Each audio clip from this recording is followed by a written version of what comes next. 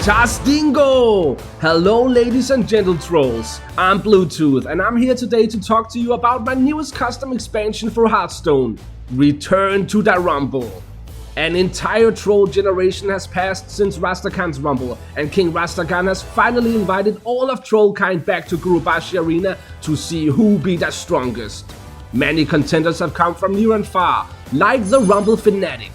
This 3-mana 3/1 Murloc has Rush, and that's right, Overkill. Since we're returning to the Rumble, of course the Overkill keyword returns as well. For those that forgot, Overkill is a bonus every time a card deals excess damage on your turn. In Rumble Fanatic's case, it will summon another Rumble Fanatic when it overkills a character. Another new card with Overkill is this new Rager card, Battle Rager. Battle Rager is a 3-mana 5/1 elemental with Rush, and it has Overkill Survive. This means that whenever it deals excess damage on your turn, it won't be reduced below 1 health in return. Among the many contestants in the Rumble are also completely new Loa. Each class gets a powerful Loa spirit as one of their legendaries, but the Loa are shy. You must convince them onto the battlefield by performing a ritual. Ritual is the expansion's brand new legendary exclusive keyword attached to each class's Loa. Cards with Ritual will split into different offering spells when the game starts and shuffle them into your deck, and once you cast all the offering spells, your Loa will enter your hand. Your deck can only contain one card with Ritual, and Ritual cards can't be generated by other cards. Take a card like Shadra the Spider. This is the Loa for Rogue.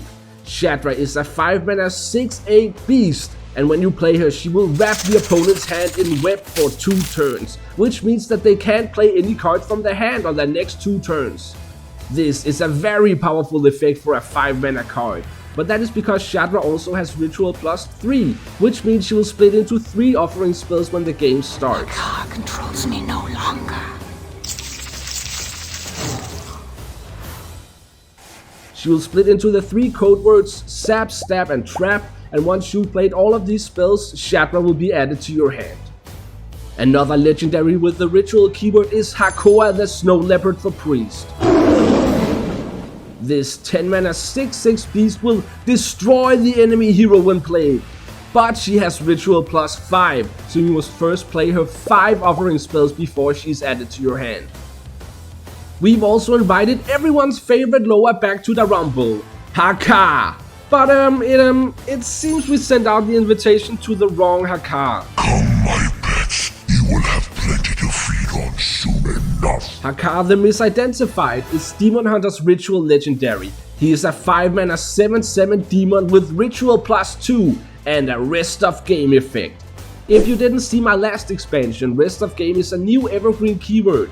Cards with Rest of Game will trigger an effect that lasts for the rest of the game when played from your hand. It's basically a battle cry that lasts forever. Haka's Rest of Game effect will cause you to summon a demon with stats equal to your hero's attack after every time your hero attacks. Haka's 2 offering spells even support this effect. Oh no, it seems Haka has brought the entire Burning Legion with him, and they are now invading Stranglethorn Vale, with cards like Invading Doomlord. This 9-mana 6/10 demon has Rush and Wind Fury, but it also has Overkill Gain Charge. This means that after it attacks and overkills a minion, it may attack the enemy hero with its second attack.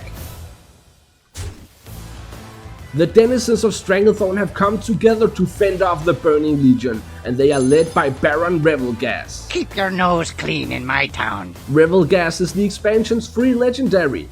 If this was a real expansion, you could log on to Hearthstone now and play with Revelgas. Revelgas is a 3-mana 4/4 minion with a start of game effect. On each player's first turn, they will vote for one of 3 laws, and then if they both voted for the same one, it will take effect on the start of the second turn.